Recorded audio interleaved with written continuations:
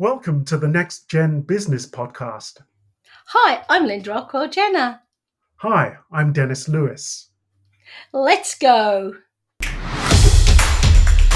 The Next Gen Business Podcast is produced by the Small Business Community Network. Visit them online at www.sbcncanada.org.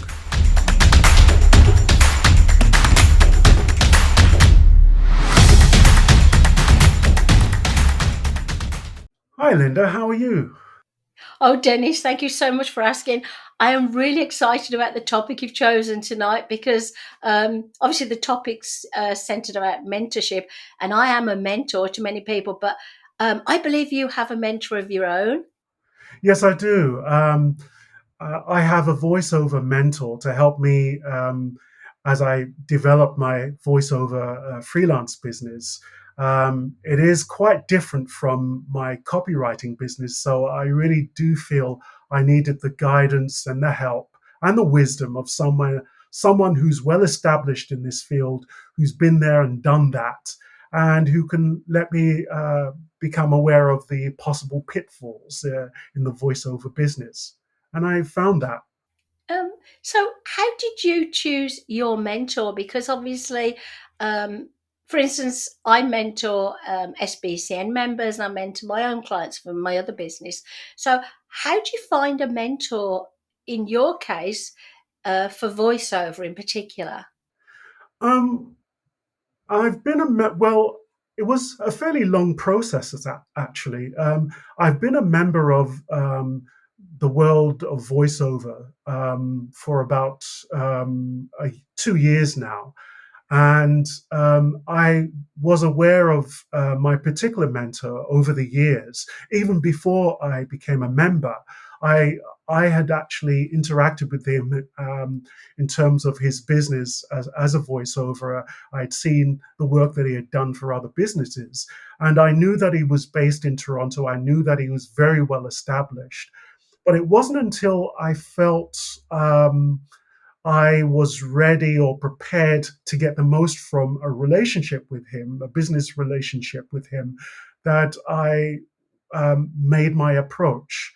I also looked at other potential voiceover mentors, but I think because of the nature of his business, because of his particular personality, I felt that he was the right fit for me. And that's an important aspect of choosing a mentor, finding someone who matches your kind of business goals and also who matches the kind of personality that you have, who can actually communicate effectively with you. I totally agree.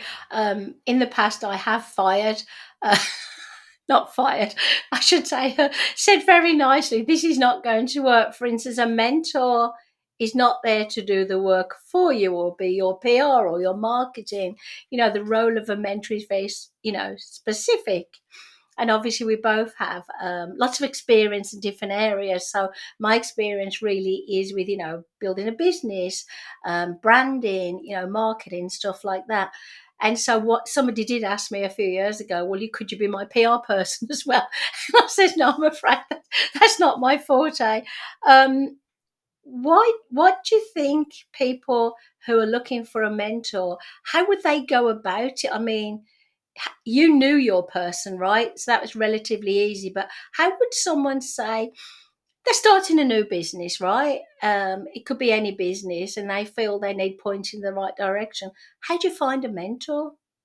Well, I think one of the best ways is through business networks that anyone belongs to.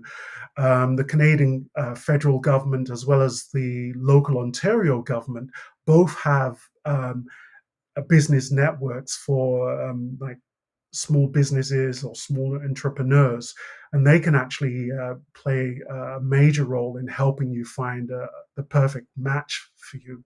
Um, I also think it helps if you kind of network and talk to people, spread the word that you're looking for someone in your particular business area. Word of mouth is also a very good method, right? That's good. And I also feel that in some cases, not in all cases, a mentor can be for life, whether it's say, for instance, the one you're working with at the moment, you may change your focus once you've established that business. So you may look for another mentor. It's really now another thing. Some mentors do give their time for free, but some do charge. I think that's fair, don't you? Because it is quite hard work, isn't it? Yes, it is. It is. I do agree with that, especially if what you're asking for the mentor actually involves a lot of time commitment as well as commitment in terms of their knowledge, etc. I also think one of the ways in you can mitigate that as someone looking for a mentor is to kind of like do the research yourself, and you can kind of set up a goal for your mentorship journey. So, for example, in the mentorship relationship that I have with my mentor, what I will do is before our meetings, I will actually map out the things that I would like to discuss with the mentor and what I would like to leave the meeting with after we finished our meeting. And then once we've wrapped up our meeting, I'll actually write a summary of the things that we discussed in our meeting, and then I'll send out an invite on his calendar, and I'll actually list the kind of agenda items that we're going to discuss in our next meeting. So it's a way of kind of mapping out what I'm expecting from the mentor, giving him some guidance as to what he can give me, and then making his life easier. It helps to organize him as well. You're amazing. So basically, what you're doing, you're getting the best out of the mentoring session.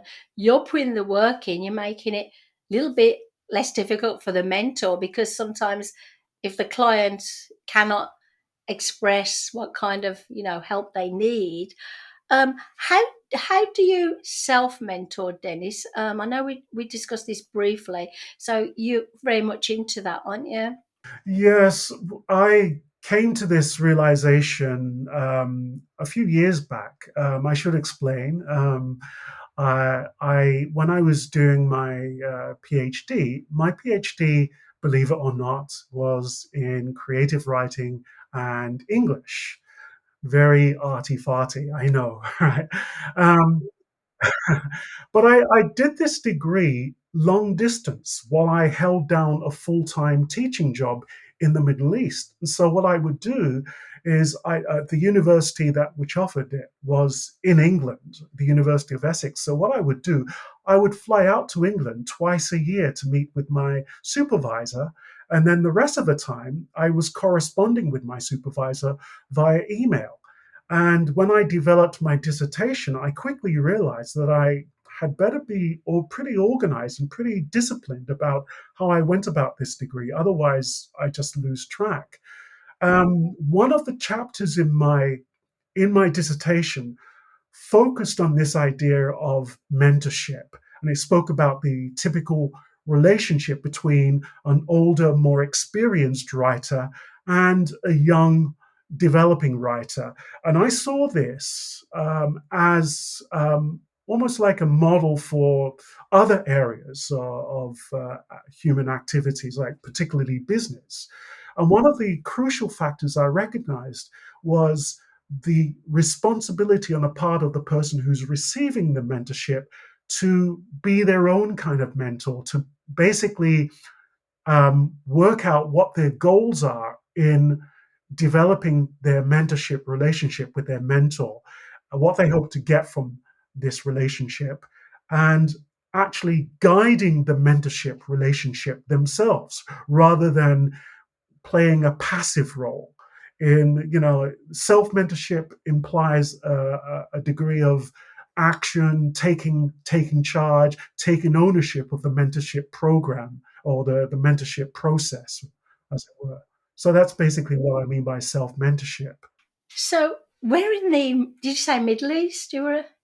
I was in, first of all, I was in Qatar, and oh, sorry, I got it back to front. I was about to say I was first of all in Qatar. I was actually first of all in the United Arab Emirates, and then afterwards I was in Qatar. And I began my PhD while I was still teaching at a university in in the United Arab Emirates. And You were teaching there. That's amazing. So, were you teaching English language, or? I was teaching English, but I was also teaching communication and communication, and also literature as well. So um, you, I quickly learned to be fairly flexible because a lot of times the university would ask me to teach different courses, and I would just have to quickly become an expert, instant experts on mass media, for example. I love it. I love it. That's how I started my first business, motivational steps, because I kind of fell into it. I'm not going to tell a story now, but basically, my very first workshop in the first year, I'd never done a workshop in my life. And in those days, there wasn't really much social media around, if any. So I went to the library and I put something together and I sounded really confident and they loved it. And I think, you know, without a mentor, which I had Dave, God love him, but I mean, he's my husband and business partner, but he's techie, he's not like me. Sometimes we have to make it up, but a mentor really, really, really can help us in many, many ways. You have a wealth of experience, Dennis, with like different cultures. I guess different methods of teaching, the mentorship that you're receiving yourself. So, do you mentor anyone yourself? I would say at this stage, because I still teach part time at the University of Waterloo, the people I mentor are my students. um, Generally, with the class as a whole, but once in a while, I will come across students who have the ambition to write on a professional basis, and so with these students, I will give extra guidance and also extra encouragement. Right. So, yeah, over the years, I would say I have developed a kind of mentoring relationship with some of my students, and even after they've gone on to enter into their various careers, I've maintained my correspondence with them. And I one of my teaching jobs was in Thailand, for example, and I can recall. About 5 years ago, traveling to Thailand and meeting up with some of my former students, right? And I'm still in contact with them. It's a wonderful thing. Whoa, you are a globetrotter. Quick question, and we've got to be quick because I know you've got a busy night and you've got to get on with your work. But basically, what is the difference between a mentor and a teacher? Well, I think with a teacher, there's the assumption that the person who's the pupil or the student is in much more need of guidance. Maybe they're not familiar with, say, a particular branch of knowledge, or they're not familiar with a range of skills which they have to master. Whereas I think with a mentee, someone who's being mentored, there is already a degree of experience, or a certain degree of understanding of what their goal is or what their purpose is.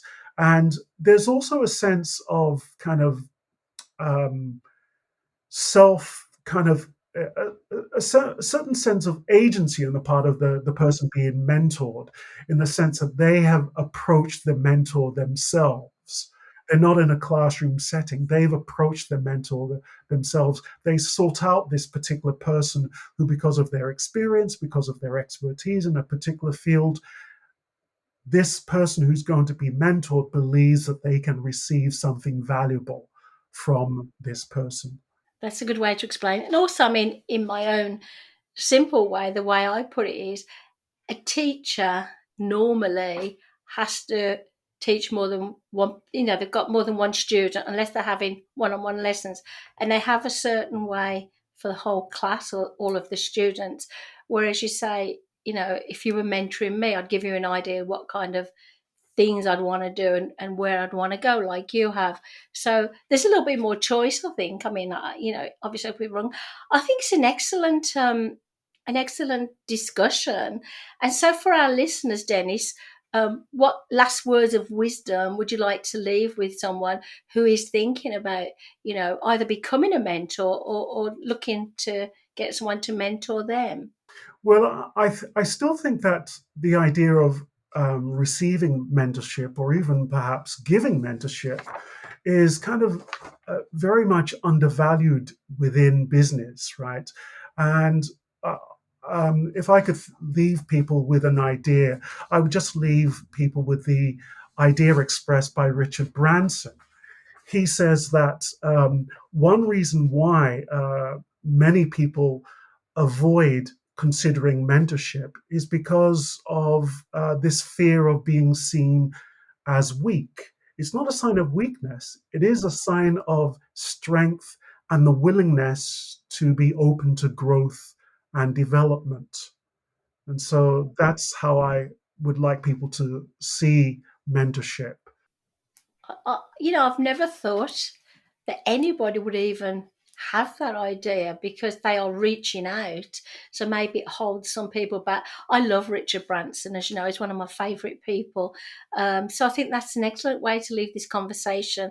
And I know that you've already come up with some wonderful ideas for our next topics, but we're going to keep our listeners in suspense. We don't want to spoil the fun.